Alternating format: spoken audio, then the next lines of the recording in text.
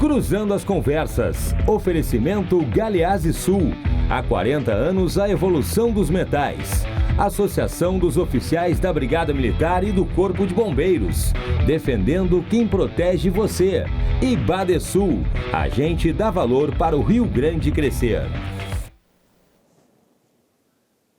Boa noite, eu sou Guilherme Macalossi e começa aqui na RDC TV mais uma edição do Cruzando as Conversas, trazendo para vocês que nos acompanham em casa debates sobre os temas do momento com as personalidades do mundo da política, da economia, do direito, que fazem a diferença e que estão antenadas no que está acontecendo. Então fiquem conosco. Você nos acompanha pelos canais 24 e 524 da NET. E também pelas redes sociais, @RDCTV Digital. Nós estamos em todas as plataformas. No Twitter, no Instagram, no YouTube e no Facebook. Não deixe de mandar o seu comentário através do live stream e também do WhatsApp. São múltiplas as possibilidades de você nos acompanhar e também de participar. Cruzando as Conversas de segunda a sexta-feira, sempre logo após o 2 Toques. Nosso programa é um oferecimento de Galeazzi Sul. Há 40 anos, a evolução dos metais e também da Associação dos Oficiais da Brigada Militar e do Corpo de Bombeiros, defendendo quem protege você. O programa de hoje, ele nasce das desventuras políticas que, infelizmente, parecem embalar, pelo menos o governo federal e o governo municipal. Como é que as trapalhadas políticas acabam gerando efeitos sobre as reformas? O que se viu em Brasília na última semana é digno de uma novela mexicana. Uma novela que vai se ampliando a cada novo episódio com tons de seriedade e agressividade e comicidade se adensando. A guerra interna do PSL paralisou o Congresso Nacional. Aqui em Porto Alegre, um monte de inconsistências na base também estão fazendo com que o governo não consiga votar os seus projetos. Então, tudo isso baliza o debate de hoje do nosso programa, que traz 3 pessoas de diferentes ambientes. O meu querido Ayrton Favarin, que é advogado. Boa noite, Ayrton. Boa noite. Muito obrigado pela presença, pelo convite. E é sempre bom estar aqui nesse programa, porque nós temos uma pauta sempre muito didática e ampla. É isso muito aí. Obrigado, muito sempre obrigado. Um prazer recebê-lo aqui. Muito obrigado. Também o economista Gustavo Inácio de Moraes. Boa noite, Guilherme. Um prazer também participar do programa mais uma vez. E um tema importante para nós debatermos, afinal de contas, é um tema que a população, no seu dia a dia, na sua correria normal diária, não acompanha e deveria, talvez, acompanhar com maior atenção. E também para nos dar a sua perspectiva, já que ele está lá, na planície da política, na Câmara de Vereadores, o vereador Felipe Camozzato. Boa noite, Felipe. Boa noite, um prazer estar aqui mais uma vez. Obrigado pelo convite e, de fato, a planície anda agitada, não só no município, como também aí no governo federal. Muito bem. Vamos começar falando de Brasília, depois a gente vem puxando aqui para o Rio Grande do Sul. Vamos começar por esse negócio aí do PSL. Ontem eu fiz um comentário na abertura do programa aqui, falando dessa história. Começou com o Bolsonaro dando um tiro no Luciano Bivar, Foi uma coisa planejada. Eu vou me dizer que foi algo vazado, porque ele sabia o que estava falando. Mas o que se seguiu a isso não me parece ter sido planejado. As coisas parecem saíram de controle. Deu arranca-rabo em rede social, inclusive com xingamentos assim, de baixíssimo nível. O Carlos Bolsonaro chamando o Major Olímpio, que é senador por São Paulo, de cadela no cio, quer dizer, coisa de boteco. Depois a Joyce Hasselmann, com a Carla Zambelli, aí a troca de listas para ver quem é que vai ser o líder do partido na Câmara dos Deputados. Aí o presidente destitui a Joyce Hasselmann como líder do governo no Congresso Nacional. Favarin, e aí, o que tu está achando disso tudo? Bom, pegando o teu gancho que tu disseste que isso parece uma novela mexicana, e parece mesmo, mas uma novela mexicana feita por crianças. Porque o tamanho despreparo dessas pessoas que hoje são os representantes políticos em nível nacional assusta quem está de fora olhando da política. Temos um representante da Assembleia aqui, mas da Câmara, desculpa. O que a gente vê? Que isso começou como? Na verdade, pelo que se lê um pouco, começou porque há uma necessidade de se descobrir os valores que passam dentro do partido. E o presidente do partido não quis abrir esses valores. Com isso, o Bolsonaro, o presidente da República, se achou no direito de poder fazer uma guerra pessoal. E essa guerra pessoal, ela traz para um nível que não condiz com a política brasileira, né? Nós estamos querendo melhorar o Brasil, melhorar o país, no mínimo tratamento. A liturgia do cargo que tem necessidade o presidente da República e as pessoas que trabalham para ele ou com ele deveriam ter um pouco mais de respeito para trazer para a população uma garantia de que assim, podemos até discordar, mas vamos nos respeitar. Agora, usar esse português que se usa até, nem em boteco se usa isso, né? Se usa isso em briga. Os botecos estão mais respeitados. Não ofenda os botecos, né? Os botecos trabalham com outro nível, né? Se diz tudo que se diz numa mesa de amigos, mas nós estamos numa política, né? É muito aberto, é tudo muito aberto. E a gente não sabe, hoje, grande parte da população não sabe isso como começou. E também não se sabe como vai terminar. Agora, que isso atrapalha a nossa economia, atrapalha. Apesar de que ela está dando alguns sinais de muita melhora. Sim. Como foi o caso. Isso é o mais absurdo de tudo. Nós estamos aí paralisados observando esse barraco público, enquanto isso a economia começa a dar sinais de melhora. Exatamente isso. Quer dizer, os índices econômicos, e eu quero ressaltar que principalmente a geração de emprego... Desde 2013 não se tinha uma geração como quase 1 milhão de empregos foram gerados esse ano. Exatamente isso. Por causa das reformas. MP da Liberdade Econômica, a reforma da Previdência, expectativa com o ano 2020. Nós temos uma PEC 45 para ser vista como toda, a PEC 110, que é uma melhora da PEC 45. Isso vai trazer uma condição. Assinou um acordo tributário para poder recuperar 5,5 bi com a medida provisória do contribuinte do bem, que seja desse tipo. Então, ou seja, o Brasil está precisando ter esse respaldo de economia atrelado e tudo. Agora, que a política está sendo um fardo pesado e está tirando a lucratividade desses efeitos econômicos, e o governo está perdendo uma grande oportunidade de vir a público e dizer assim, olha, nós estamos fazendo para melhorar, para isso, para aquilo. Eu acho que está muito errado. Muito bem. Vereador Camozzato, o líder do governo no Congresso Nacional foi destituído. A Joyce Hasselmann foi tirada do comando porque ela não tinha apoiado Eduardo Bolsonaro na disputa interna do PSL. Ela foi substituída por um parlamentar que entrou no MDB pelas mãos do Renan Calheiros. Ao mesmo tempo, o líder do PSL na Câmara dos Deputados, que foi mantido, o deputado Valdir, ele se referiu ao presidente como um vagabundo. E aí? Como é que fica as votações no Congresso Nacional da reforma da Previdência? Da reforma da Previdência já passou pela Câmara. Mas como é que fica? Porque a Joyce Hasselmann era líder do governo no Congresso, ou seja, ela também estava articulando a reforma da Previdência no Senado. Como é que fica as votações de outras reformas? Agora está se falando da reforma tributária. Daqui a pouco vem reforma administrativa e começa por uma das casas. Só que está todo mundo lá esperando que o governo resolva andar unido. Tua avaliação. Tu já viu uma coisa dessa? Eu sei que faz pouco tempo que tu está na política, mas eu acho que até para ti, imagina, para nós que não estamos, para ti deve ser uma coisa extraordinária. Acho que se eu fosse começar a colocar como eu vejo a situação, e de fato, muito embora eu esteja há 3 anos com mandato, né, e antes disso eu nunca tinha trabalhado com política, né, venho do setor empresarial, eu acho que a república universitária do PSL, né, porque não dá para chamar de partido político, é uma república muito parecida com o que nós vemos aqui na URGS, né, aqueles duelos de diretório estudantil e de grêmios. A república universitária do PSL, ela na verdade não está entregando nada diferente daquilo que qualquer um com olhar mais atento podia prever, né? As reformas econômicas e a agenda econômica do governo, na verdade, até os resultados econômicos que nós estamos vendo é a despeito do que o próprio PSL tem feito. Então, assim, nesse sentido, não vejo nenhuma novidade.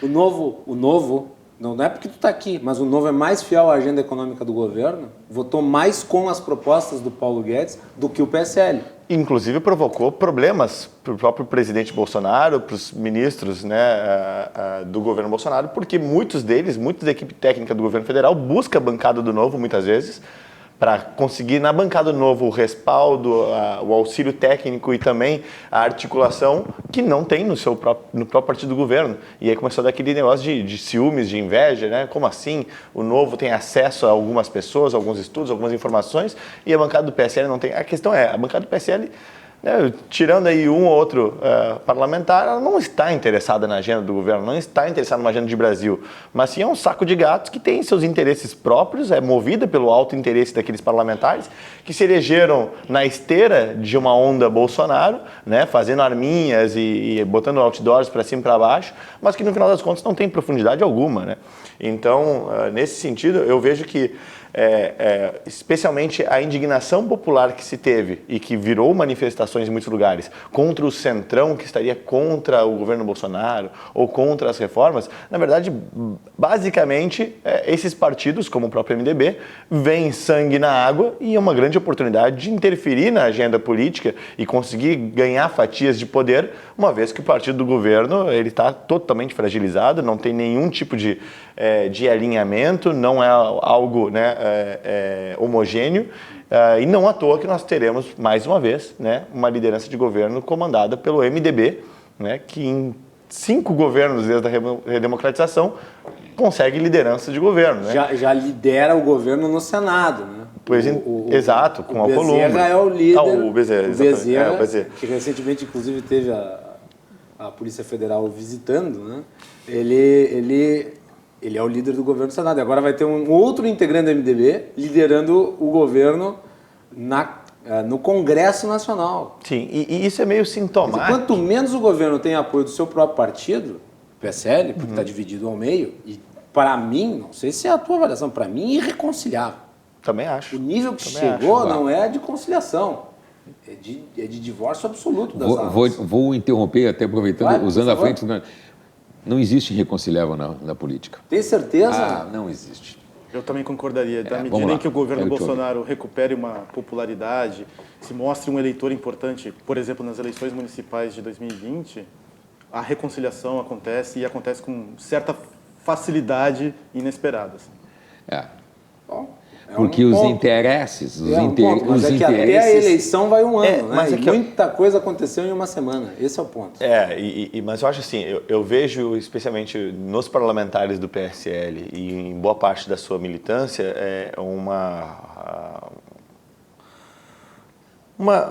um perfil de fazer política com o fígado, né?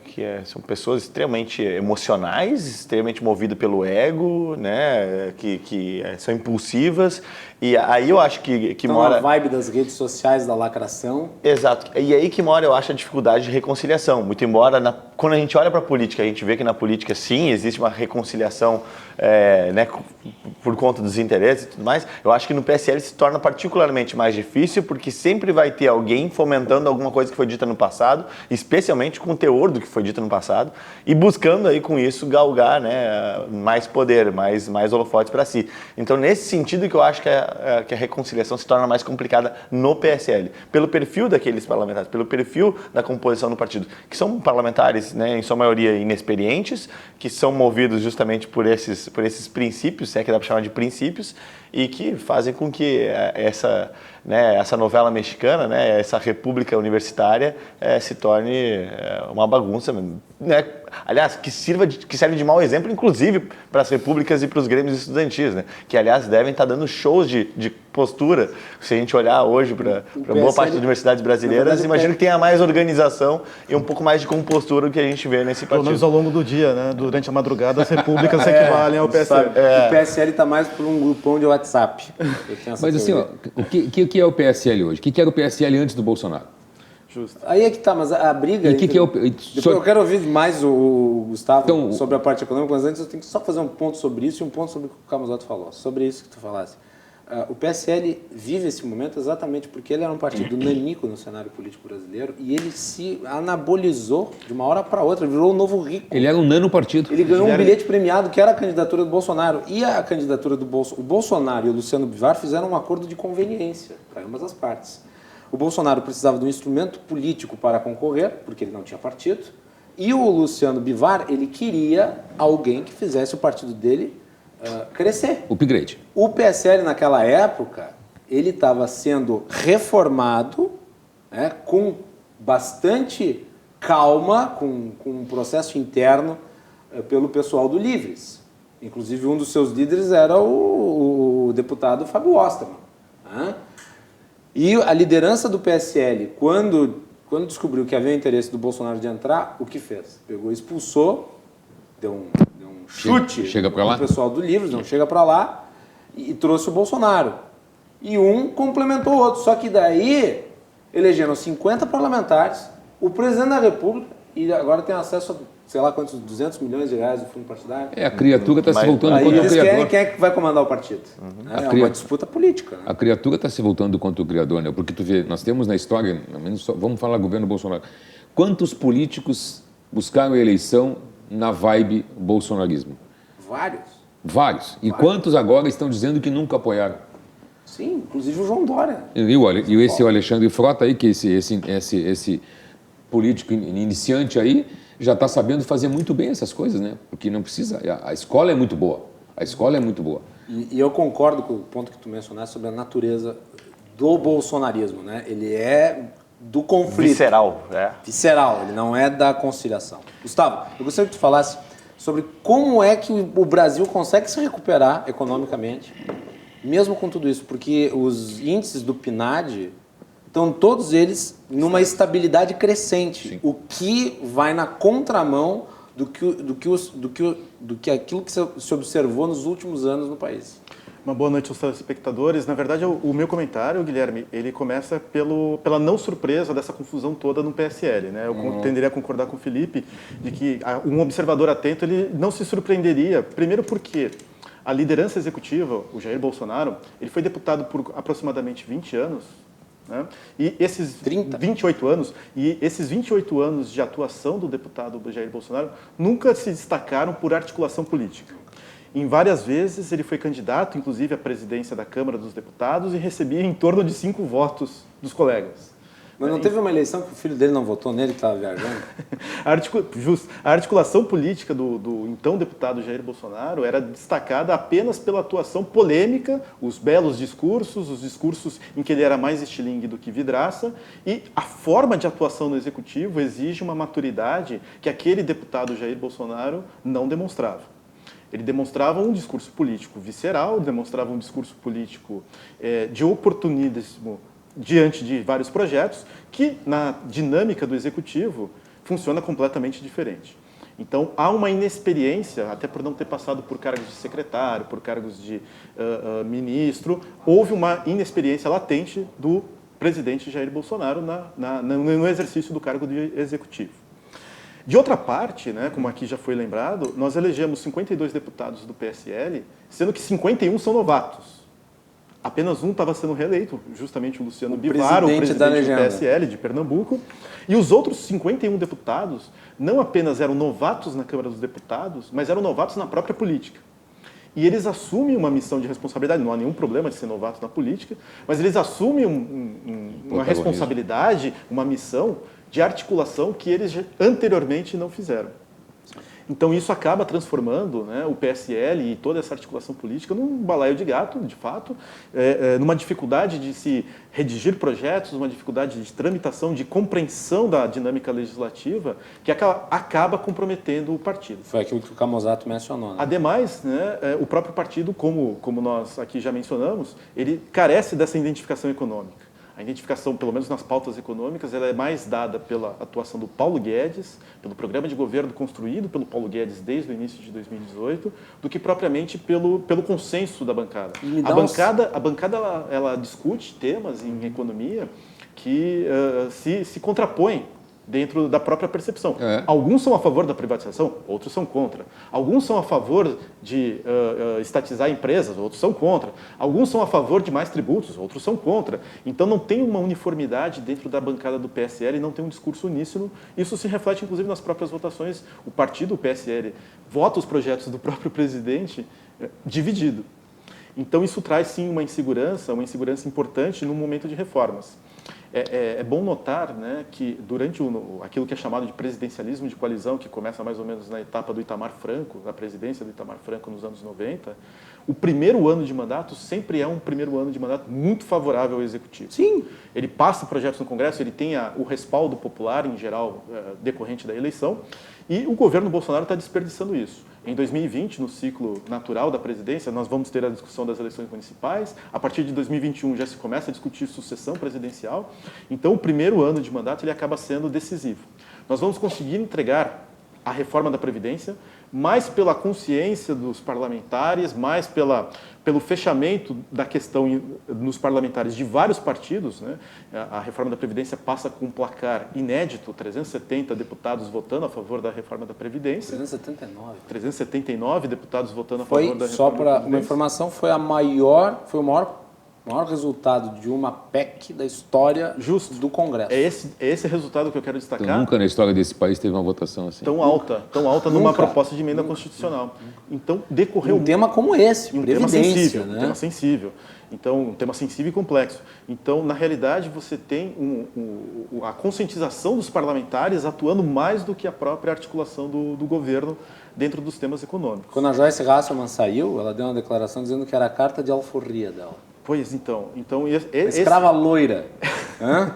É esse tipo de situação que o PSL ainda não domina, né? Pela inexperiência, vou pontuar aqui pela inexperiência desses parlamentares, e que se fosse um grupo de oposição, ganharia cancha no parlamento, ganharia horas de voo dentro do parlamento e permitiria uma atuação mais madura quando então se tornasse governo. Nesse caso, eles inexperientes já se tornaram governo, já se tornaram vidraça, coisas que eles estavam acostumados a serem estilingues. Então, essa transição de maturidade foi muito complexa. Eu acho que o detalhe é que aqui a oposição, o PT, a oposição de esquerda, não tem feito grandes manobras, não tem nem capacidade. Por exemplo, na discussão da Previdência, não conseguiu fazer nada. Não é nem ouvido. Na verdade, os partidos... são irrelevantes dentro do Congresso. Na verdade, aqueles partidos tradicionais que fizeram a política nas últimas 2 décadas no Brasil, o PSDB, o MDB e o PT, eles têm um processo de se repensar, de se reorganizar e, quem sabe, se reinventar. Mas as atrapalhadas do governo fizeram o MDB ganhar força. E nesse processo, os partidos tradicionais eles estão repensando as suas táticas e as suas pautas, né? Claro, política é feita de abertura de espaços, e o MDB tem aproveitado esse espaço para retomar uma posição de destaque dentro do governo. Eu queria apenas pontuar, a título de conclusão, nessa primeira introdução, que nós temos sim essa recuperação econômica anêmica, vamos colocar assim, essa recuperação lenta, né? Nós temos gerado empregos, no Rio Grande do Sul foram 19 mil empregos de carteira assinada só no ano de 2019, um saldo de 19 mil empregos entre admissões menos demissões, e isso é um importante sinal para a economia. Talvez tenhamos um mês de novembro e um mês de dezembro muito aquecidos, vai ser muito bom para o varejista, vai ser muito bom para o comércio, a gente tem feito projeções nesse sentido, a inadimplência vai cair, mas, por outro lado, a perspectiva de 2020 e 2021 ainda continua sendo de um crescimento lento, um crescimento que vai girar em torno de 2%. Aquilo que vai fazer o crescimento atingir outros patamares, crescimento de 3%, 3,5%, depende de reformas mais profundas. A gente já fez uma reforma trabalhista, nós já encaminhamos uma reforma da Previdência, ainda falta a votação no plenário do Senado, mas nós ainda temos outras pautas importantes, como reforma administrativa, a reforma do setor público, das carreiras do setor público, essa é pesada, e a reforma tributária. E são discussões sensíveis que podem lançar o nível de investimento da economia brasileira para outro patamar, permitindo um crescimento maior. Eu tenho dito, né, nós temos 3 fontes de financiamento, falando genericamente dentro da economia. Ou você tem uma poupança privada que garante o desenvolvimento, ou você tem uma poupança pública, ou você tem uma poupança externa. No Brasil, a poupança pública, as contas do governo, e a poupança privada, pela baixa renda per capita e pelos instrumentos do mercado financeiro serem pouco sofisticados, estão relativamente contidas. Nós só teremos crescimento com um financiamento externo pungente dentro da economia brasileira, pelo menos no curto e médio prazo. Então, isso torna as reformas importantes e torna ainda mais o programa de privatizações relevante dentro da estratégia do Paulo Guedes.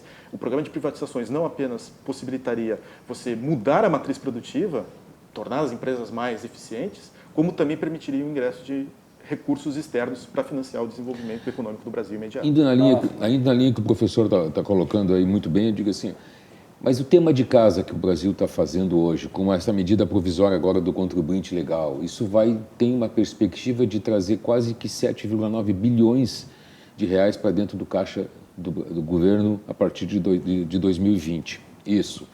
A reforma tributária, que está bem engarrafada entre a PEC 45 e a PEC 110, que nenhuma das duas é o ideal para nós, ao menos se vendo do ponto de vista de empresa. E essa geração de emprego que está se acontecendo, como é que essa economia está andando mesmo com todas essas discussões, essas brigas todas que não afetam? Aí eu pergunto, será que não está havendo uma cortina de fumaça nesse momento para encaminhar uma população, encaminhar a sociedade a pensar num sentido ao contrário?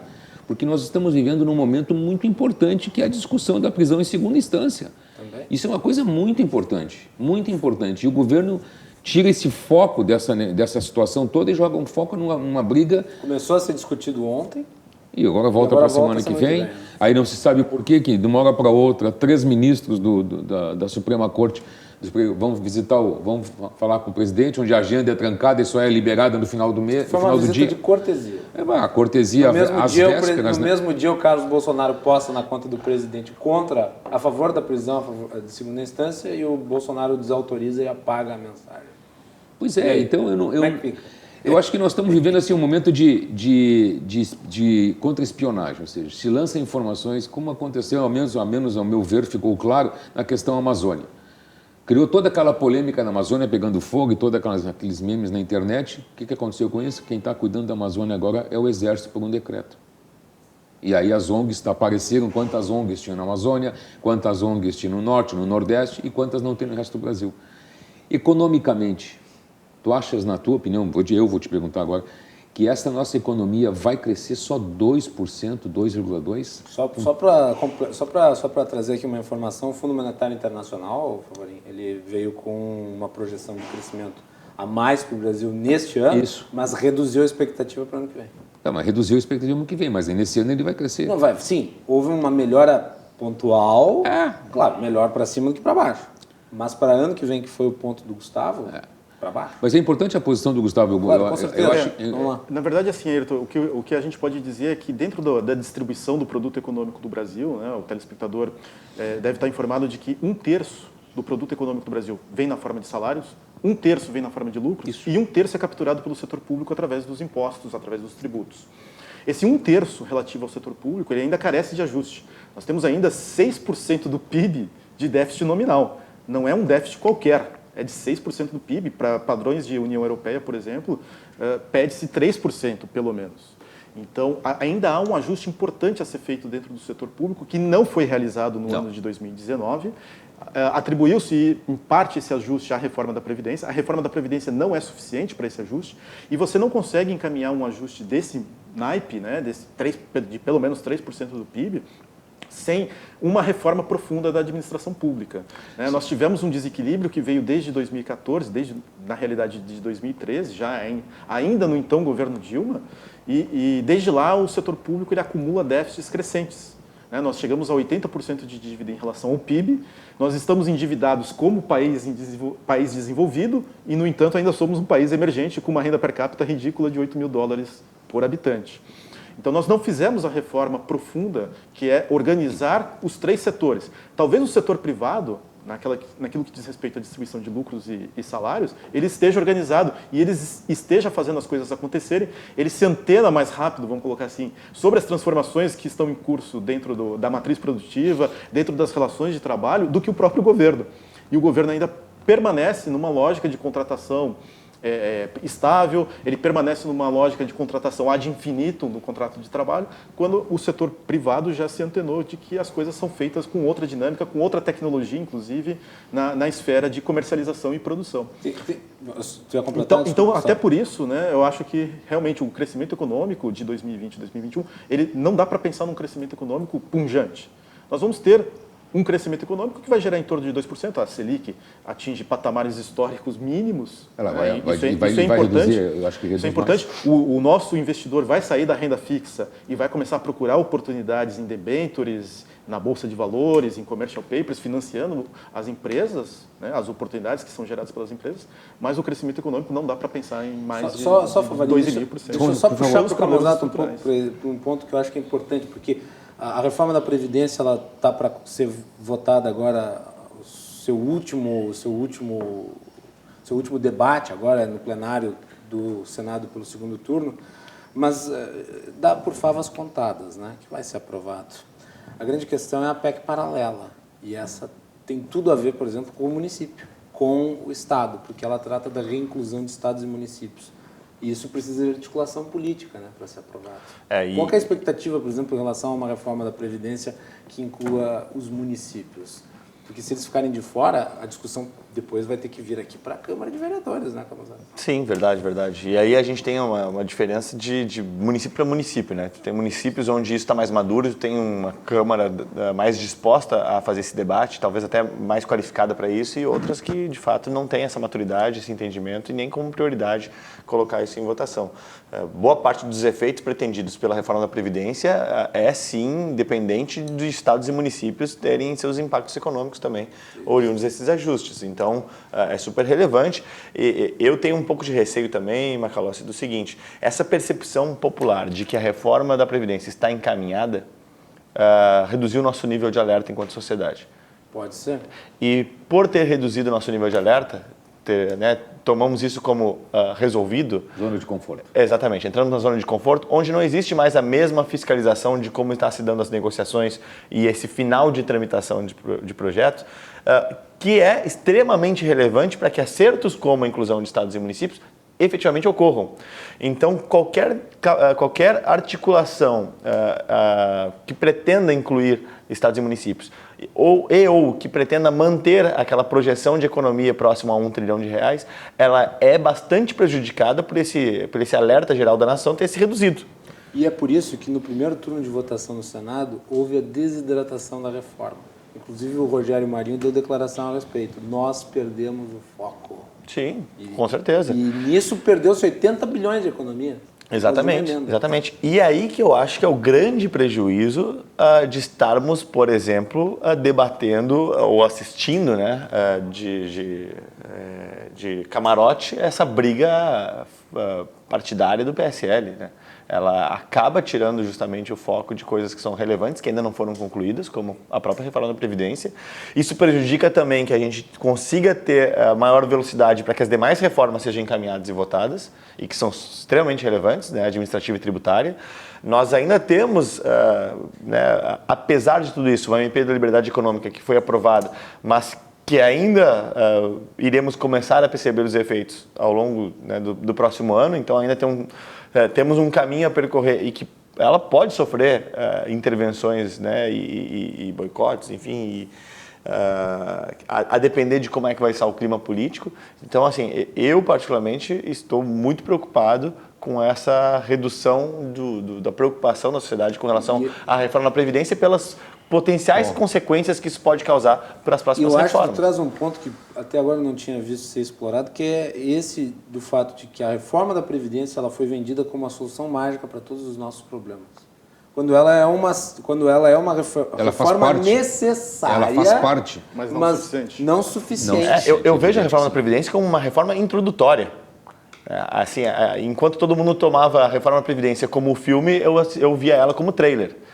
Só que é aquele negócio, você não entra no cinema e não existe o filme no cinema sem o trailer, né? Então ela é necessária, ela está dado, a matemática coloca lá como algo obrigatório a se passar. Mas vamos lá, né? Se a gente não conseguir ter uma boa reforma da Previdência encaminhada, a gente compromete as demais. E aí sim que preocupa. Eu acho que, corroborando o ponto do Felipe, o próprio fato de ter sido aprovada na Câmara dos Deputados com 379, votação histórica, votação recorde, também transmitiu essa segurança para a sociedade que, na realidade, não corresponde. Ela ainda, estamos em meados de outubro, já na segunda quinzena de outubro, e ela ainda sequer foi aprovada no Senado. Era a grande reforma para permitir que outras reformas pudessem Não, vou dizer, até se for analisar pelo calendário, né, político, uma reforma desta monta aprovada no primeiro ano é uma grande coisa. O problema é que você está perdendo o foco de manter o ritmo. Exatamente. Que é o que é necessário. Quer dizer, você aprovou a reforma da Previdência nesse ano e você começa a discutir uma reforma tributária. Eu acho até que a reforma fiscal é mais importante do que a reforma tributária para efeitos de dinamização da economia, porque é a reforma do gasto, né? É isso que eu ia te dizer. Isso ninguém fala. Eu acho que a grande janela de oportunidade do governo vai se fechar e ele não vai olhar para essa conta. Ele tem que diminuir o custo dele. Quando ele começar a atacar isso junto com a reforma da Previdência, junto com a reforma tributária, junto com a reforma administrativa, aí sim e a reforma economia... tributária, Favarinha, ela tem um detalhe, quer dizer, ela é mais popular, né, pelo fato de que as pessoas defendem simplificação, as pessoas defendem de uma maneira... distribuição melhor. Então é menos desgastante tratar dela. Só que é mais complexo porque cada um tem uma reforma. Claro, mas mesmo tem uma aí que tu trouxe aqui, que é a do Paulo Roberto Castro. É, né? isso mesmo. Isso que o Camozzato falou é a grande verdade, ou seja, as pessoas estão entrando numa zona a sociedade entrou numa zona de conforto e não está olhando para isso. E isso tem que ser discutido, tem que ser trazido para a sociedade olhar. A reforma tributária, ela não pode virar simplesmente uma aglutinação de impostos e aí nós vamos fazer isso. Como é que fica o município? Como é que ficam os estados? E, na verdade, assim, a reforma administrativa... E agora os políticos deviam estar lá reunidos para tentar criar um consenso em torno disso. Não há nada disso. Eles estão lá paralisados vendo as pessoas se jogando travesseiro. Numa destas propostas da reforma tributária, as empresas que são do Simples e são prestadoras de serviço vão recolher tributo de 30% sobre o imposto de prestação de serviço municipal. Se ninguém fala nada, isso vai acontecer. E como é que resolve depois? Aí vai ter uma enxurrada de ações judiciárias. O judiciário tem essa rapidez inequívoca de julgar as coisas, entendeu? Então, isso cria um problema. Eu te interrompi. Não, imagina. Na verdade, assim, a reforma administrativa é anterior, penso eu também, à reforma tributária. Tu concordas comigo? Com economista desta categoria, claro. Concordando comigo, eu me sinto muito prestigiado. Concordarias, porque, na realidade, quando você faz a reforma tributária, você faz dentro de uma concepção de Estado que está dada. Na verdade, você tem que reformar a concepção de Estado, tentar dinamizar esse Estado, e aí sim... Sabendo qual é o tamanho desse Estado, você faz a reforma tributária. Exato. A tendência dos agentes políticos, quando realizam uma reforma tributária, é quererem se apropriar do máximo de produto. Afinal de contas, eles são agentes políticos, eles vão administrar essa massa de recursos. Eles querem chegar a quando, isso. Na realidade, a sociedade deveria cobrar antes qual concepção de Estado, qual concepção de setor público, para então financiar, através dos tributos, essa concepção de setor público. Natural seria dos agentes públicos pegar a maior massa possível de recursos dentro de uma reforma, dentro de uma discussão de reforma tributária, porque afinal de contas é a própria auto-administração dos recursos. Nós tínhamos que fazer com que os políticos pensassem que eles estão no dilema do prisioneiro, né? Ou resolvem a questão política tributária de uma vez com todas, ou desocupam. Sim, a reforma administrativa teria, para efeitos de economia, um impacto maior do que a própria reforma tributária. Não que a reforma tributária não devesse ser tratada. E aí nota-se como essa bagunça generalizada que nós estamos assistindo e mesmo esse nível de alerta reduzido que nós estamos sobre a finalização da votação da reforma da Previdência, ela põe a perder discussões sérias, extremamente importantes e que precisam de uma grande articulação e mobilização pública para realmente acontecer, como, por exemplo, o debate do fim da estabilidade do servidor público, né? Especialmente para aqueles que não são de carreiras de Estado. Isso é um tema que hoje, né, eu talvez antes, quando estava na iniciativa privada, não via como tão relevante discutir a discussão do fim da estabilidade. Hoje, passados esses 3 anos na Câmara Municipal, acompanhando o que é o dia a dia de uma prefeitura como Porto Alegre, eu vejo como fundamental. Se a gente não discutir a estabilidade de servidor público, especialmente para carreiras que não são de Estado, ou seja, a gente pode manter estabilidade para juízes, policiais, né, essas carreiras que são de Estado, agora, mas tu manter para um analista administrativo, para um fazendário, para um médico, enfermeiro, enfim, não faz o menor sentido. A gente tem, inclusive, alguns anacronismos dessa estrutura estatal posta da forma com a regra de estabilidade que fazem com que seja praticamente impossível de gerenciar de maneira eficiente.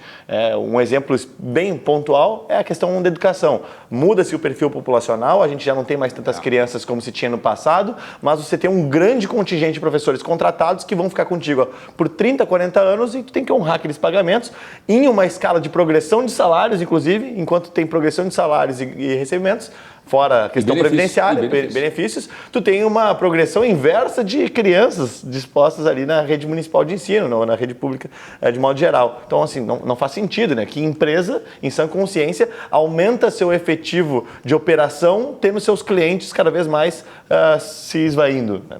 Então é mais ou menos essa lógica que precisa ser debatida e para a gente conseguir mudar uma questão tão importante como a estabilidade, a gente sabe que as corporações públicas são muito firmes e serão muito combativas nisso, precisa ter coesão, força política e precisa ter capacidade de articulação. Nenhum desses 3 itens, ao que tudo indica, teremos nos próximos meses, dado esse cenário de bagunça. Né? O problema é ser sempre refém de Brasília. Né? Se houvesse maior independência dos estados e municípios, mas é que nós estamos numa federação para inglês ver.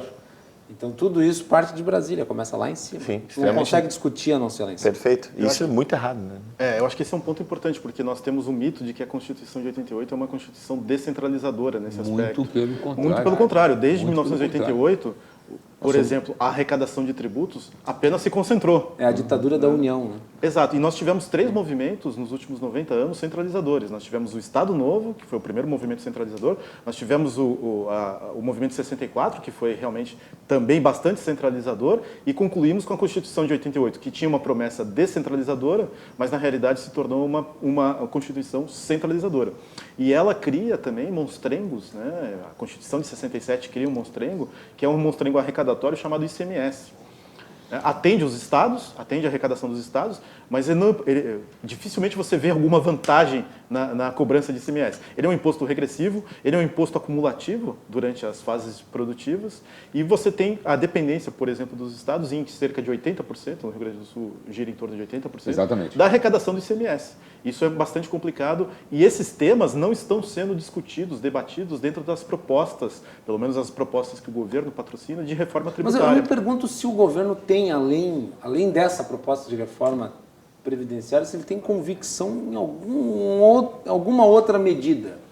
Acho que a vibe... Qual que é a agenda do governo depois da reforma? Não vejo. Agenda do governo, tu conhece... Eu vejo uma agenda de confusão, retórica. Pseudamente, tu conhece a agenda do governo, tanto municipal, estadual e federal, em pré-eleições e nas eleições. Aí tu conhece, vou fazer isso, vou fazer aquilo, dinheiro não vai faltar, é só levantar a bunda na cadeira e resolver.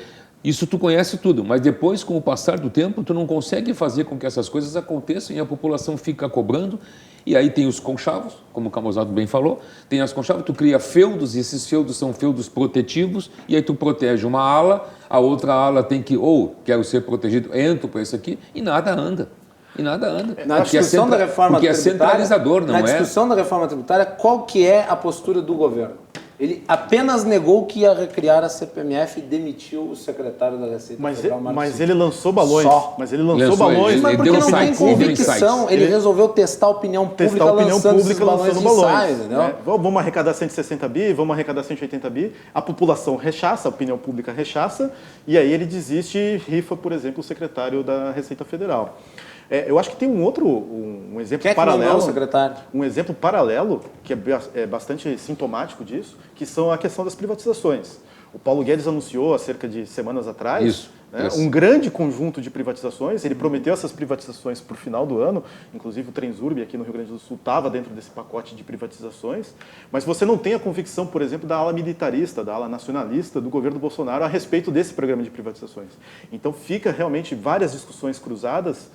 Aqui, igual as nossas conversas aqui ao programa, cruzando as conversas, ficam várias discussões. Mas aqui cruzadas. sim, aqui se a gente cruzar, aqui permite, tem problema. Nós não estamos... No governo é da confusão, tem que ter uma linha. No governo falta essa clareza de linha, de atuação e fica evidenciado no programa de privatizações. O Paulo Guedes prometeu, Aliás, demorou inclusive para apresentar, porque não havia conjunção de interesse. Os militares, por exemplo, eram contra privatizar a EBC. E são contra. Eles não eram. Eles não queriam, eles não querem. O ministro da Ciência e Tecnologia não quer a privatização dos Correios. Aliás, por que os Correios está vinculado com o Ministério da Ciência e Tecnologia? Eu não consigo. É porque foi feita uma reforma. Porque é muita tecnologia distribuir. Eu vou mais longe. Por que ainda existe Correios público? Não precisa nem estar no Ministério da Ciência e Tecnologia. Os Correios perderam o sentido. Antigamente nós mandávamos cartinhas de Natal, estamos nos aproximando do período natalino. Antigamente nós mandávamos, hoje nós mandamos e-mail. Sim. O Correio foi fonte de financiamento de falcatruas. Claro. No passado. De corrupção. Passado recente, inclusive. Passado recente. Então, por que tem isso? Nós temos empresas que podem explorar isso aí. Então, eu vou um pouquinho mais longe. Não vejo sentido no Ministério de Ciência e Tecnologia e em qualquer ministério ter uma empresa pública como os Correios. Gustavo, não é apenas privatizar as empresas. O governador aqui do estado do Rio Grande do Sul teve que mandar projetos para a Assembleia Legislativa. Daqui a pouco nós vamos falar do Estado. Para a Assembleia Legislativa para aprovar privatizações. Todas essas privatizações que são pretendidas pelo governo vão ter que ter a anuência do Congresso Nacional. Será que vai se conseguir um consenso mínimo de que é necessário reduzir e readequar o tamanho do Estado? Nesse momento de tiroteio, as pautas do Congresso Nacional são outras. Com certeza. Né? E não estão atentos, eu acho que essa urgência que a sociedade necessita nas reformas, no encaminhamento de captação de recursos para prover as políticas públicas. Falar um pouco de Estado, o nosso governador teve que negociar muito bem negociado e ceder bastante para poder desarmar o gatilho que tinha sido feito lá no governo do PT, de tentar levar para a opinião popular se poderia ou não poderia vender tal e tal empresa. Mas aí ele tem uma certa culpa no cartório, né, Favarinho? Porque isso poderia ter sido feito ainda no governo Sartori. E Exatamente. Para adiar isso. Tu articulou para adiar, mas ele chegou no momento que ele teve que fazer. Fez, conseguiu, mas para isso, assim, vinde a mim, a vosso reino também tem que voltar, né?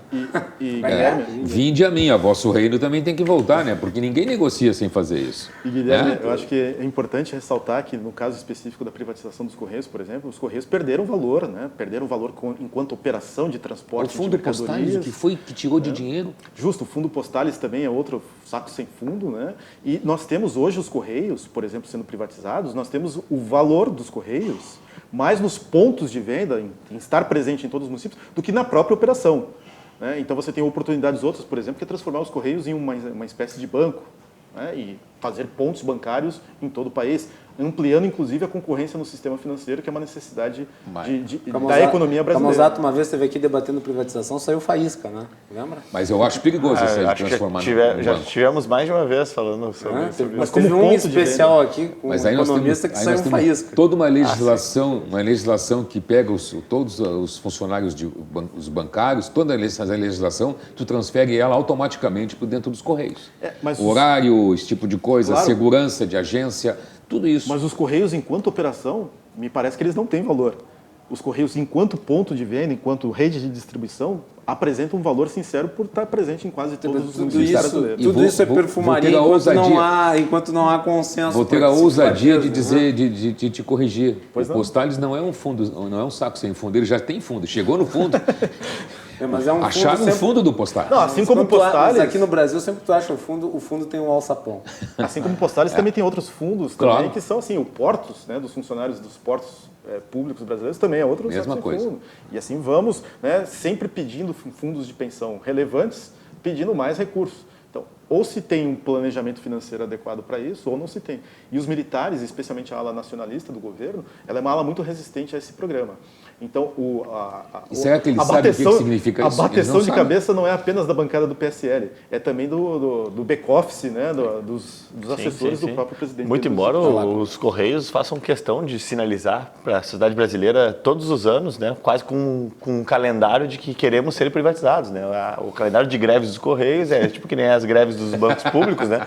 Ele é religiosamente respeitado, né? Aliás, os servidores dessas estatais, eles são muito competentes em fazer sua sinalização anualmente, né? Religiosamente, ali, de que nos privatizem, por favor, acabem com esse negócio.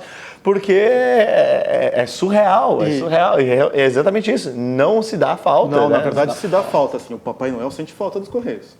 Ele é o único senhor que sente falta dos Correios, o Papai Noel. Mas ele terceirizou... Para quem acredita, especialmente para quem acredita no Papai Noel, acaba prejudicando a questão de pessoas de mais baixa renda, né? Que daí depende de rede entrega. Muitas vezes de entrega. Bem, vamos voltar, vamos falar um pouco sobre o Estado do Rio Grande do Sul, saindo da esfera federal. Vamos falar aqui do Estado do Rio Grande do Sul, porque eu acho que dos três... Vamos deixar então para o segundo bloco. O pessoal da produção está me dizendo que o nosso tempo está estourado. Nós vamos fazer um intervalo e na volta nós vamos falar no segundo bloco do Rio Grande do Sul e no terceiro a gente fala da Prefeitura.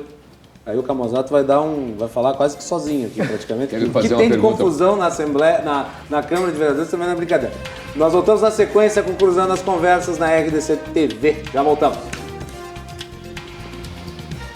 Vou ficar pro Camozato no ar, já Camozato.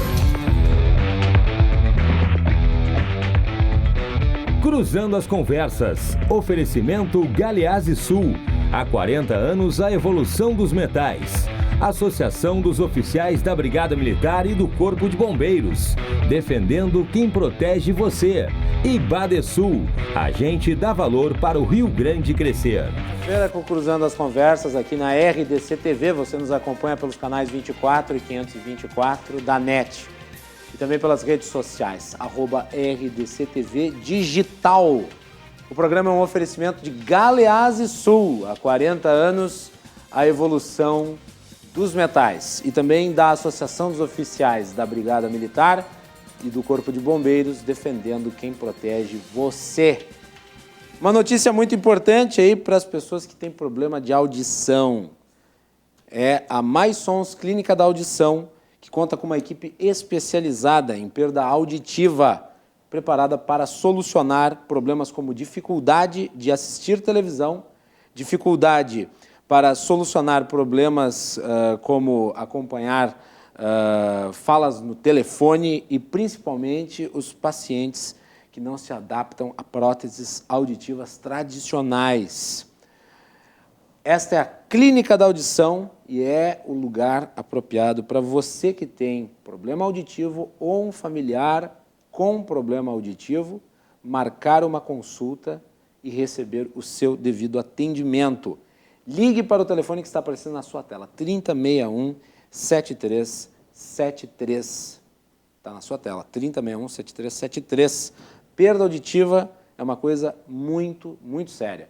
E ela pode acelerar a perda da memória e o declínio cognitivo do paciente. A tecnologia mais moderna do mundo referente à audição você encontra na Mais Sons, Clínica da Audição. Estamos de volta aqui no programa. Hoje discutimos a interferência das atrapalhadas políticas, né, nos rumos da economia. No primeiro bloco demos uma especial atenção ao que está acontecendo em Brasília, porque afeta estados e municípios e porque, afinal de contas, é fonte dos debates relativos às reformas macro, mas nós não podemos de observar também a realidade do Estado e também a realidade do município. Nos próximos dois blocos nós vamos nos desdobrar nisso. Neste bloco vamos falar sobre o Estado do Rio Grande do Sul.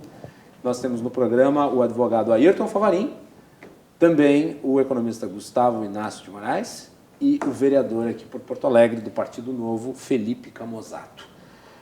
Acho que dos três entes, jogando aqui para a mesa, o mais organizado em termos de... não estou falando economicamente, mas o mais organizado em termos políticos é o governo estadual.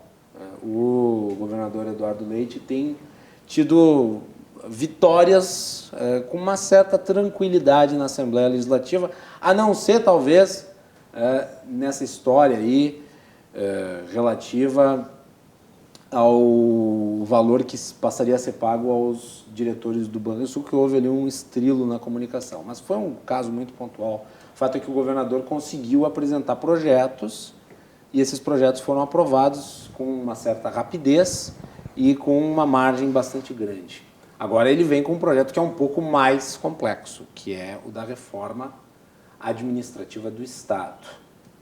Essa semana nós começamos a discutir aqui a reforma administrativa, tivemos debate, deputado Vesp, deputado Viana, que são integrantes da base do governo, integrantes do PSDB, também o pessoal da ASOF, que está preocupado, e a preocupação acho que é legítima, porque a reforma administrativa impacta em certas categorias que já tem uma queda continuada no seu número, e a polícia é uma delas. Quer dizer, a quantidade de policiais nas ruas hoje é menor do que era há muito tempo atrás, e o efetivo, né, a ASOF argumenta, pode eventualmente ter uma diminuição agora que está se buscando uma recuperação. Então é uma coisa que precisa de muita articulação política para que, cedendo de um lado, cedendo de outro, se encontre um denominador comum, que há uma necessidade de se reformar administrativamente o Estado.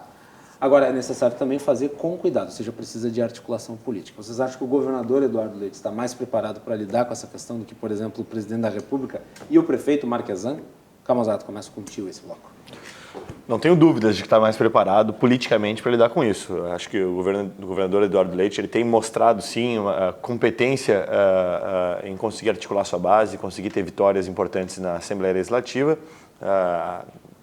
quer seja por sua capacidade de comunicação, né, e de ouvir os pares e conseguir construir nos diversos partidos ali esses consensos, quer seja também por conseguir botar nesse seu primeiro ano de governo uma agenda realmente programática e bem estruturada, na minha opinião, de projetos de reformas. Então, acho que o primeiro ano de governo do Eduardo Leite é um primeiro ano bem interessante de se observar, muito embora eu concordo que ele tenha tropeçado e não apenas nessa questão pontual dos salários do Banrisul. Mas onde mais você acha que ele tropeçou? Acho que também foi uma derrota política e também uma derrota, de certa forma, para a economia do Estado, todo o debate se gerou em torno da venda de ações do Banrisul pela péssima abordagem, muito embora ele tenha falado em campanha. Mas aí não foi na Assembleia, né? Mas aí não foi dentro da Assembleia. Não foi na Assembleia, mas é uma derrota do governo que acaba, né, arranhando um pouco a própria credibilidade. Graças ao seu ex-colega, nosso querido amigo Matheus Bandeira, né? Foi ele que capitaneou aí. Isso, tanto o Matheus Bandeira quanto a bancada do Novo também na Assembleia Legislativa foi muito combativa também, né? E acho que foi uma atuação em defesa do pagador de impostos, especialmente, porque estava uma abordagem incorreta desde o princípio. Também acho um erro que ainda não foi corrigido e que espero que seja dado maior atenção na substituição tributária do ICMS, né? O Estado do Rio Grande do Sul ele tem dado um entendimento diferente do que os outros entes federativos têm dado para a questão do ICMS-ST, e isso já está prejudicando e fazendo com que empresas fechem as portas, né? Porque a carga tributária aumentou. E num momento bastante delicado.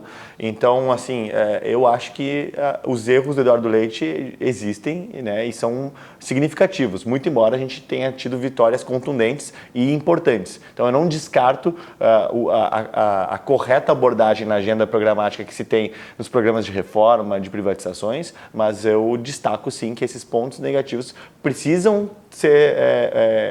gerar aprendizados. Eu acho que o ativo do governador Eduardo Leite é que ele não é antipolítico, no sentido de que ele não tem o entendimento pessoal de que o diálogo, de que a articulação política é algo ruim. Né? Quer dizer, ele é alguém talhado para tentar criar consenso. Que é uma lógica que não existe no governo federal, que é extremamente antipolítico. Sim. E que não existe também no âmbito do governo municipal. Não, de fato. E aí eu acho que corrobora com a visão, né, que o professor Gustavo colocou aqui antes, né? O próprio Bolsonaro não é um parlamentar que tem na sua natureza a articulação e a construção, né, de apoios. Ele é justamente um parlamentar de nicho que sempre teve na sua trajetória muito mais a postura combativa, né, e de gerar atritos do que amenizar esses atritos. No caso do Eduardo Leite, o Eduardo Leite é um político novo de idade, porém super tradicional na abordagem, né?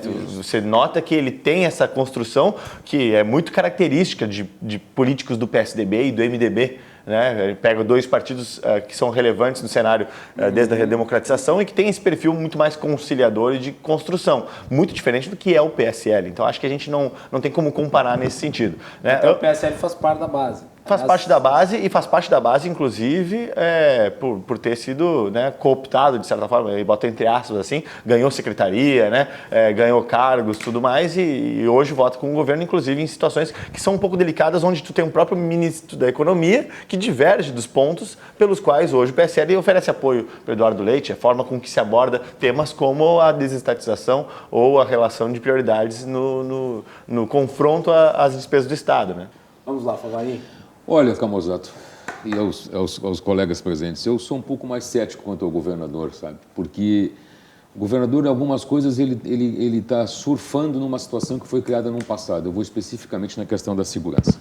Lá no governo Sartori se criou isso. Concordo contigo, Fabrício. Eu já sei em que linha tu vai e eu concordo. Talvez falhe a minha de não ter pontuado dessa forma, que bom que está aqui para complementar. Pois é, porque eu acho que ele pegou essa onda que o governo Sartori trouxe. Deixou o fim do mandato, né? Principalmente a partir da segunda metade. E se vocês imaginem, a segurança em Porto Alegre mudaram as questões sobre os parâmetros de segurança, índices de violência, crimes, esse tipo de coisa. Sabe mudou. Que é a verdade, viu, Fabrício? Desculpa te interromper de novo, mas é necessário fazer reconhecimento a quem merece. O secretário Schimmer foi bem na pasta. Foi. Ele entrou na pasta de segurança pública. Aliás, eu quero trazer o Schimmer aqui para falar sobre isso. Ele entrou na pasta desacreditado em relação à questão da Kies. Só que ele foi bem. Ele foi bem. Houve uma mudança de perspectiva. Ele não prejudicou, e pelo contrário, por exemplo, nós teríamos uma situação de uma certa mudança no quadro de segurança do Estado sem o trabalho árduo do Instituto Floresta. Essa situação que foi criada lá no governo passado, que trouxe para o Instituto Floresta com viaturas novas, militares melhores aparelhados, esse tipo de coisa, que salva a vida. Mas foi a última notícia que se teve, né, do Instituto Floresta. Depois eu não lembro. Não, mas que aí tá a nova lei, por exemplo, da segurança pública, está ainda pendente de que o governador dê o seu devido encaminhamento. Entendeu?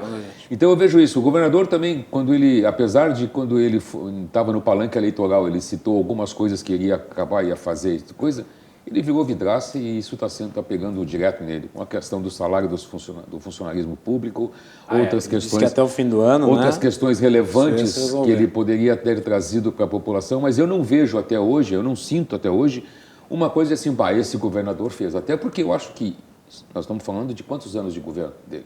É muito pouco tempo ainda, né? E 4 anos vai ser pouco tempo se ele não for ágil. Então, eu não espero que nós tenhamos um governo fora da curva no Eduardo Leite.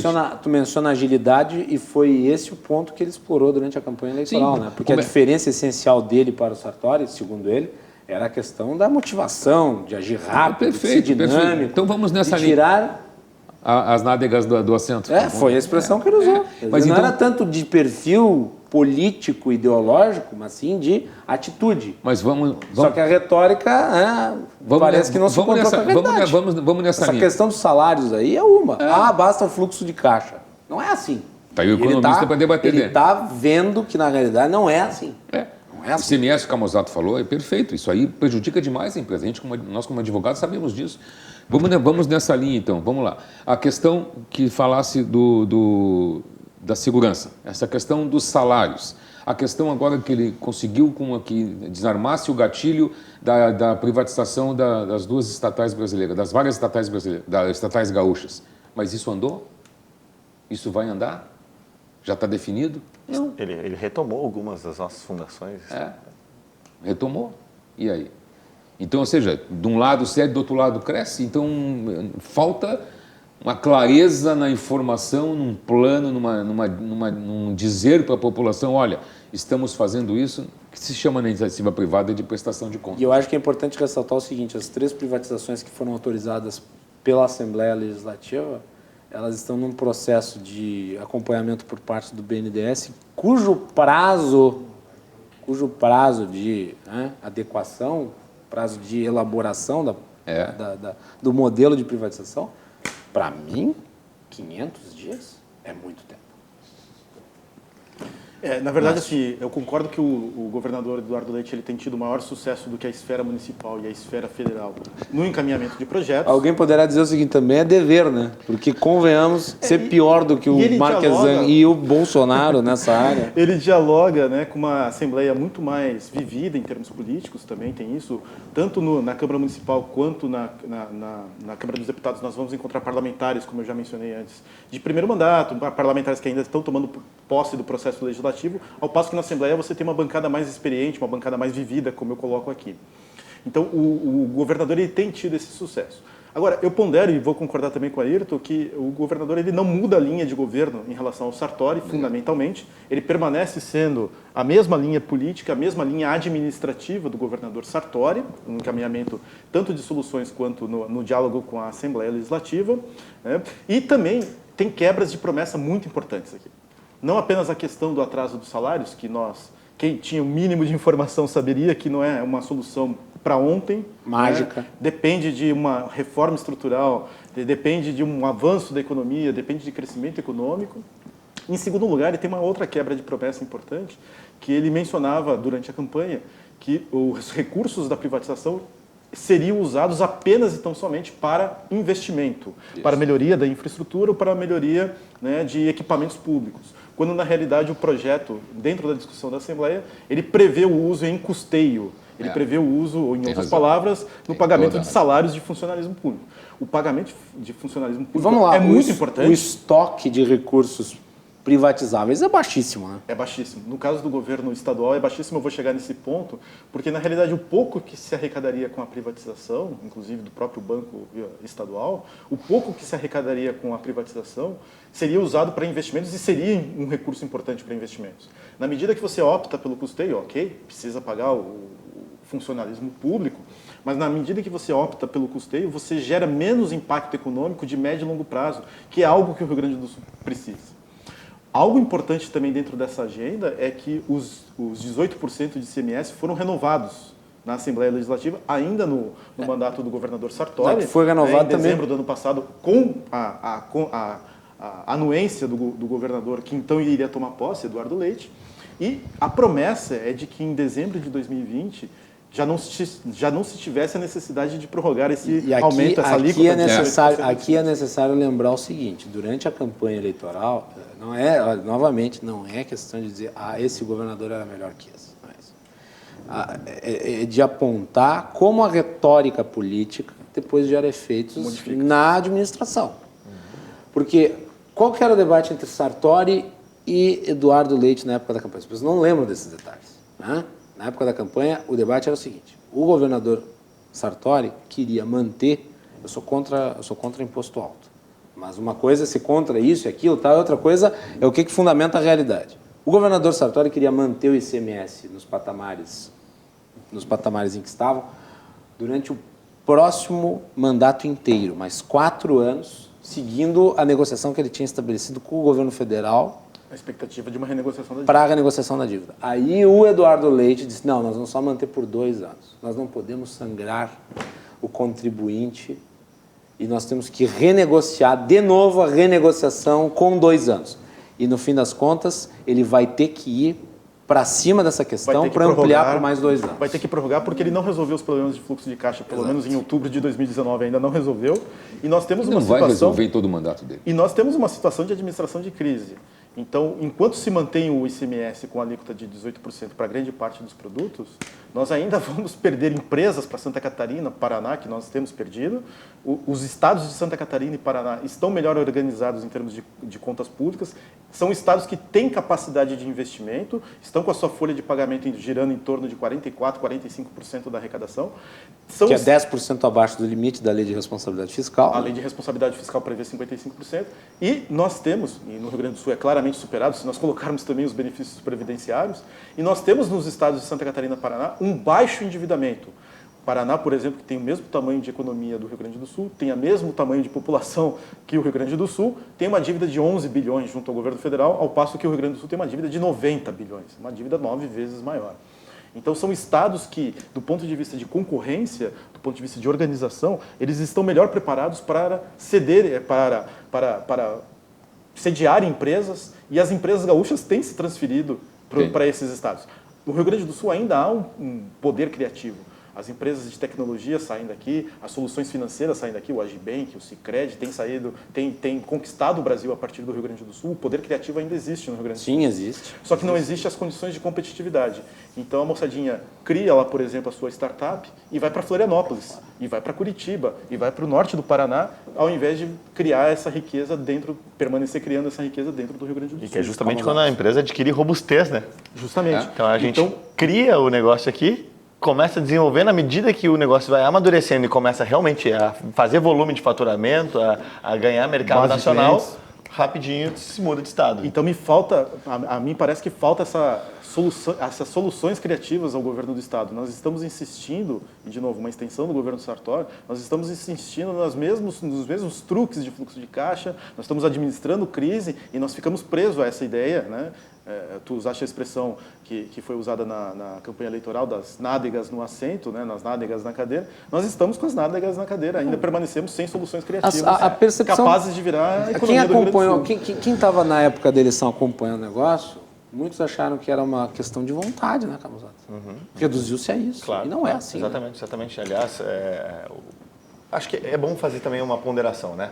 Que bom que o Rio Grande do Sul teve um segundo turno mais uma vez, ou melhor, que bom que o Rio Grande do Sul teve, mais uma vez, eu fiz a comparação com a prefeitura, mas que não tivemos um PT, né, um PSOL, um PDT no segundo turno do estado. tivemos MDB e PSDB, então pelo menos o debate se deu em cima dos problemas e de abordagens, né, discutindo como a gente resolve o problema, né, e não ignorando o problema como seria, né, quando a gente via outros partidos que poderiam... Ignorando ou fingindo que o problema não existe. Exatamente, Exato, que é o pior. Então, assim, ao menos o Rio Grande do Sul demonstra ter amadurecido ao longo desses últimos anos politicamente para dizer, não, esse pessoal que ignora problemas ou que gosta de botar para baixo do tapete, pelo menos já não tem mais tanto espaço político como tinha no passado, infelizmente.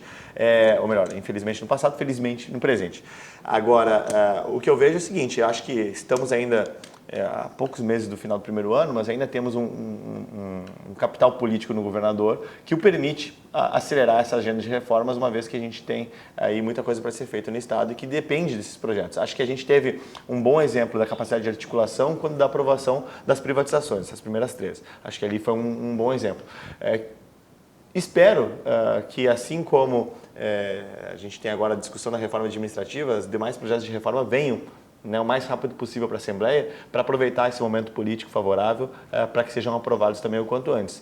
Porque, efetivamente, né, para além dos discursos e das, né, falsas promessas que agora a gente está verificando, é preciso que a gente volte ao foco de que, sim, precisamos endereçar isso o quanto antes.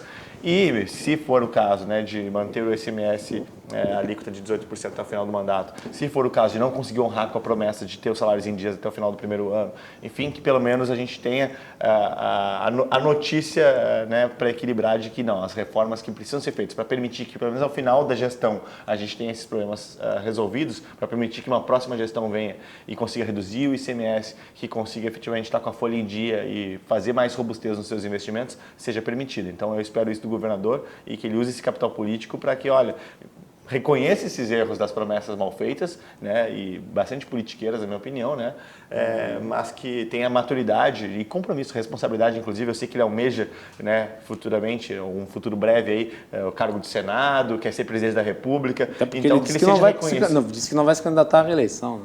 Pois então, se ele pretende ser senador, se ele pretende ser uma figura política aí para alçar voos de presidência da República, ele precisa no mínimo ter um compromisso com a verdade e com a responsabilidade no momento presente de entender que sim, fez uma falsa promessa, mas que já que o cenário que se pôs é adverso daquilo que foi discutido em campanha, pelo menos ele encaminha as reformas com responsabilidade o quanto antes para que a gente possa endereçar o problema.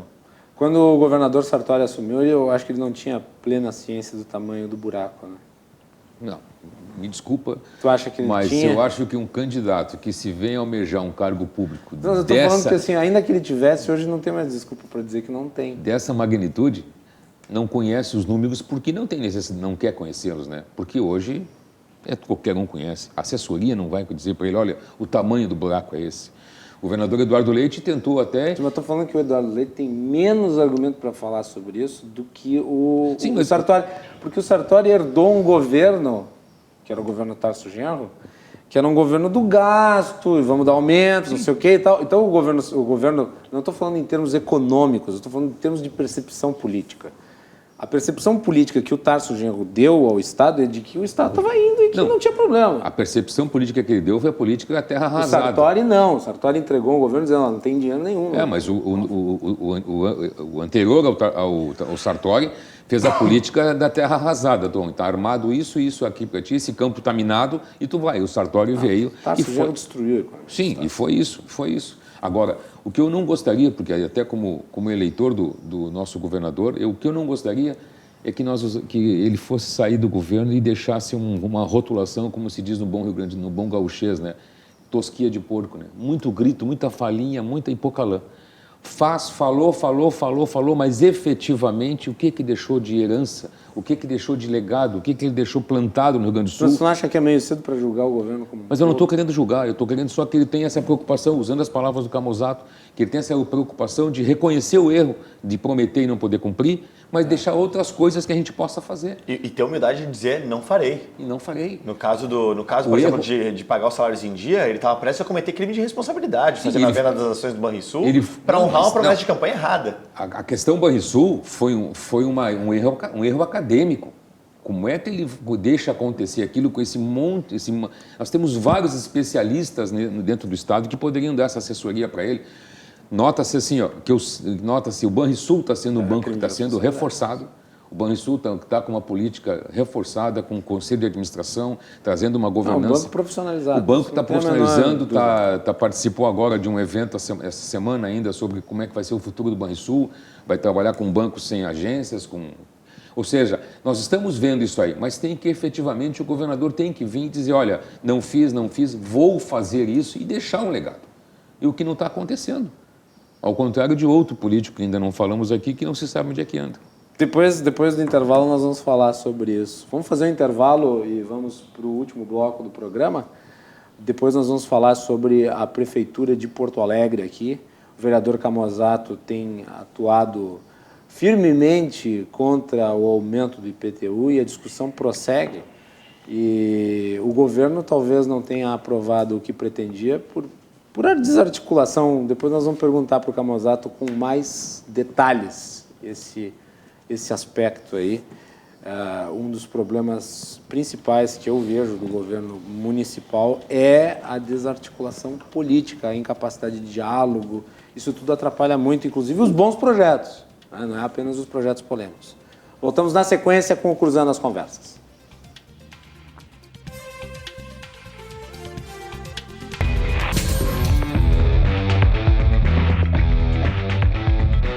Cruzando as Conversas. Oferecimento Galeazzi Sul.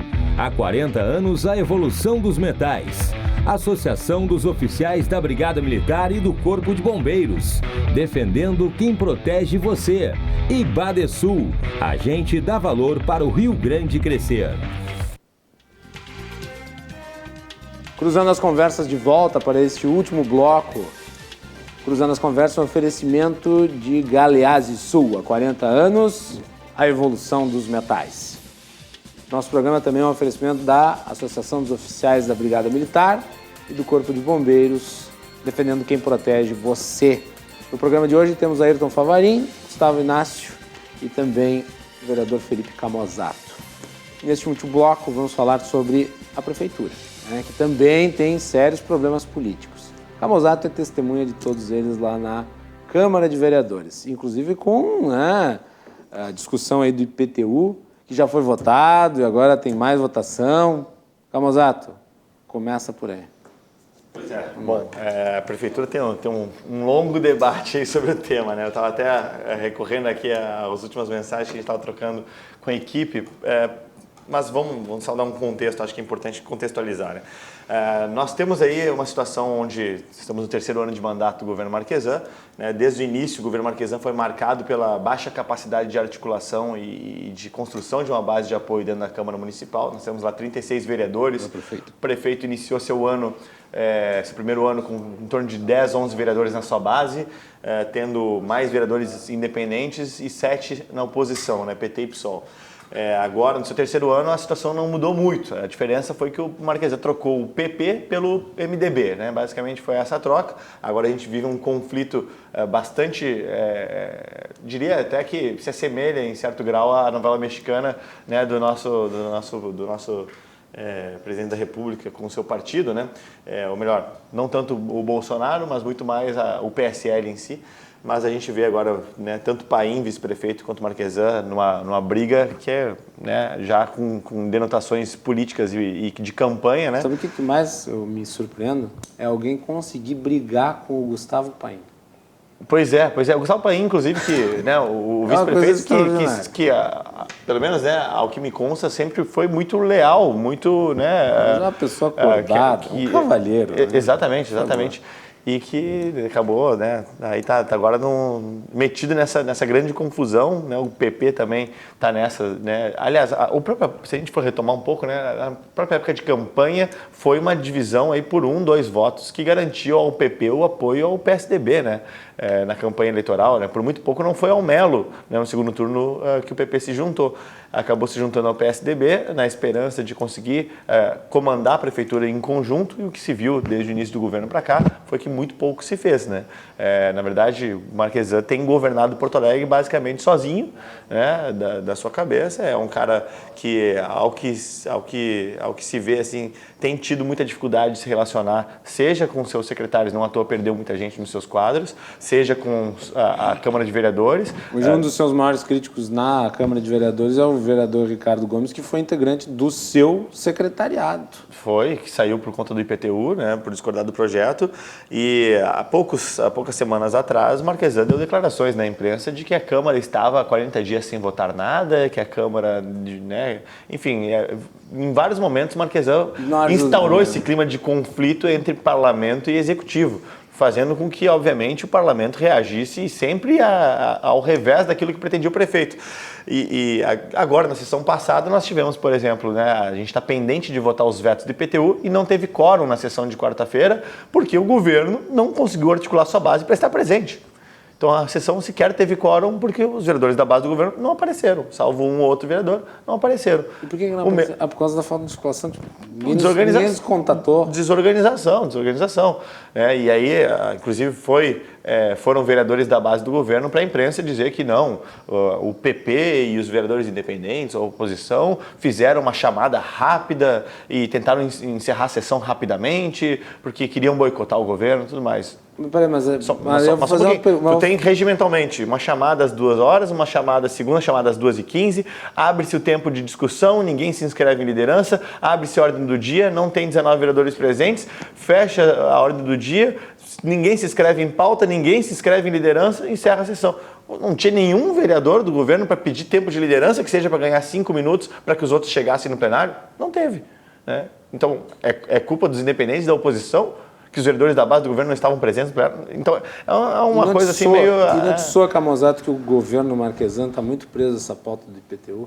Ficou bastante, e ele foi muito avisado, inclusive, sobre o assunto. Privatizações estatais municipais, né, que foram até prometidas e que até agora não tiveram prosseguimento. Pois então. E eu acho que é um pouco daí da essência do próprio PSDB, de não acreditar em privatizações. Né? Ele acaba se vendo forçado a fazê-las, mas não por ter convicção de que isso é o melhor. Enquanto que o Novo foi um dos partidos que defendeu desde o início que deveria sim se privatizar, e a abordagem que o Novo dá para privatizações é que é uma questão de racionalização do uso do recurso e, de certo ponto, até de respeito aos princípios de livre mercado. E o prefeito não acredita dessa forma, ele acreditava naquele princípio gerencialista de que vamos primeiro sanear a Carris, para tomar como exemplo, vamos sanear a Carris para depois analisarmos se vendemos ou não vendemos. O problema é que nesse processo de sanear a Carris, decorreu-se aí 3 anos de governo. Agora, no mês de agosto, foi o primeiro mês onde ela auferiu lucro de 100 e poucos mil reais, só que ela tem um prejuízo acumulado no ano de 11 milhões e nos últimos 6 anos de 300 milhões de reais. Então, assim, quanto custa para o pagador de impostos, né, a abordagem gerencialista de vamos tentar sanear para depois ver se privatizamos? Vamos lá, a gente tem uma boa gestão na Carris nesse momento. A equipe que está lá hoje, o presidente Hélio e sua equipe, é uma boa equipe. Mas para o pagador de impostos, quem garantirá que essa equipe permanecerá daqui 1 ano, daqui 4 anos, daqui 8 anos? Cabe deixar o risco do bolso do cidadão ter que de novo vir lá e bancar os prejuízos de uma estatal como a Carris? Não cabe, né? Enfim, então eu acho que esses são alguns dos problemas. Sobre o IPTU especificamente, bom, o IPTU foi um projeto problemático do início ao fim, né? Do início ao fim, não à toa que tem aí OAB, né, que aí nós temos um advogado aqui na mesa, que foi lá e ajuizou a ação direta de constitucionalidade em cima do projeto, porque de fato o projeto contém erros e que foram apontados desde o princípio. Não à toa também que o vereador Ricardo Gomes deixou o governo por conta do projeto do IPTU. O projeto do IPTU, primeiro, né, que aumenta impostos no momento em que, aliás, nenhum momento é um momento propício para aumentar impostos, na minha opinião, mas especialmente no momento que nós vivemos de crise, aumentar impostos não é a solução. E quando a gente olha para a Prefeitura de Porto Alegre e a gente vê a evolução de receitas e despesas, está muito claro de que o problema de Porto Alegre é que as despesas crescem em ritmo superior ao que crescem as receitas. Ou seja, o problema de Porto Alegre está em administrar suas despesas, como é que ela gasta o dinheiro do cidadão, e não como ela recebe. Porto Alegre arrecada muito bem, arrecada 7 bilhões de reais no seu orçamento, mas gasta muito mal.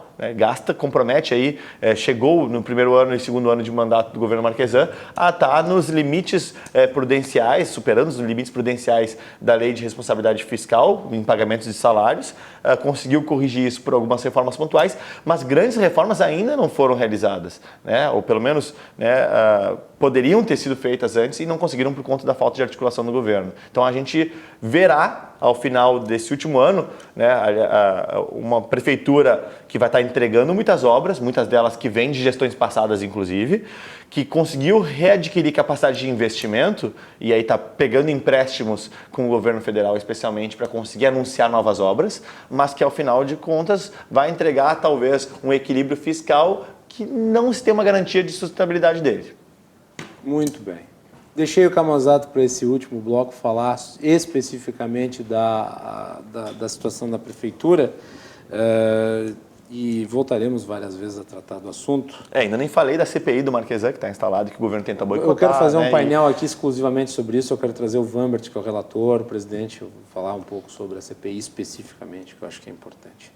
Mas isso fica para uma próxima, porque o nosso tempo está absolutamente estourado. Eu gostaria de agradecer aos três por terem comparecido nessa sexta-feira aqui no nosso programa. Favarin, muito obrigado pela parceria. Muito obrigado pelo convite. E é muito gratificante participar de uma mesa com um debate tão rico assim. Pena que o tempo é curto, né? Porque eu queria perguntar para o Camozzato onde é que está o prefeito. Está inaugurando as praças por aí agora com esses 24 milhões de investimento, né, que foram então, obtidos. Tá bom. Então me diga uma praça que ele for inaugurar nas próximas semanas para a gente poder olhar o prefeito. Inaugurando as obras de revitalização, porque ele está fazendo atos públicos em cada uma das praças que vai ter essa revitalização. Né? O que eu também considero um erro. O que eu também considero um erro, né? Porque eu acho que o tempo dele precisa ser melhor aproveitado do que ficar indo praça a praça. Mas a eleição está aí, né? Favarin, tem que pegar a agenda pública do prefeito e daí tu vai atrás dele. Tá bom. Camozzato, obrigado pela participação. Obrigado pelo convite, sempre à disposição. Professor, muito obrigado, sempre um prazer também. Obrigado, Guilherme. Boa noite aos telespectadores, sempre um prazer participar. Muito bem, você acompanha o Cruzando as Conversas de segunda a sexta aqui na RDC TV.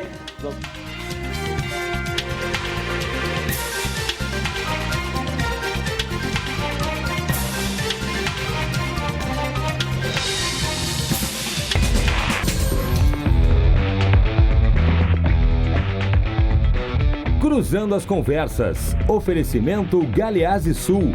Há 40 anos a evolução dos metais. Associação dos Oficiais da Brigada Militar e do Corpo de Bombeiros. Defendendo quem protege você. E Badesul. A gente dá valor para o Rio Grande crescer.